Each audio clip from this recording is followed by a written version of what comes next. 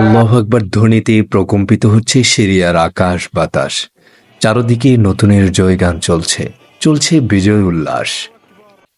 সিরিয়ার বিদ্রোহী যোদ্ধারা দেশটির তৃতীয় বৃহত্তম শহর হোমস দখলের পর কোনো প্রতিরোধ ছাড়াই রোববার দামেস্কে প্রবেশ করছে। রাজধানীতে প্রবেশের কয়েক ঘন্টা না যেতেই এবার বিদ্রোহীরা ঘোষণা দিয়েছে প্রেসিডেন্ট বাশার আল আসাদ সরকারের পতন ঘটেছে। দীর্ঘ 52 বছরের ইতিহাস, লাঞ্ছনা, গঞ্জনা আর নির্মমতার ইতিহাস। স্বৈরাচারী আসাদ পরিবারের হাতে কুক্ষিগত ছিল সিরিয়ার রাষ্ট্রীয় চাবিকাঠি। বাশার আল আসাদের বাবার মৃত্যুর পর আসাদ হয়ে ওঠেন ভয়ঙ্কর এক ক্ষমতা লিপ্সু শাসক। তার এই ক্ষমতার মোহ বৃহত্তর এই মুসলিম রাষ্ট্রকে করে আন্তর্জাতিক যুদ্ধক্ষেত্র।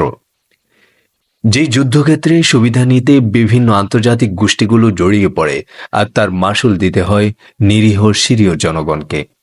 দীর্ঘ 24 বছরের নিকৃষ্ট অমানবিক যুদ্ধের পর গতকাল সিরীয় বিপ্লবীদের প্রতিরোধে পালাতে বাধ্য হয় স্বৈরাচারী আসাদ সরকার। 2024 দুই মুসলিম প্রধান দেশের স্বৈরাচার পালায়।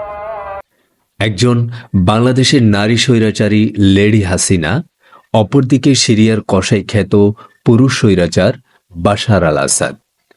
দেশে দেশে স্বৈরাচার পালানোর যে দৃশ্য দেখা যাচ্ছে, তাতে করে বিশ্বব্যাপী বিভিন্ন দেশের মসনদে বসে থাকা স্বৈর শাসকদের মনে তৈরি হচ্ছে হতাশা। নেক্সট কে?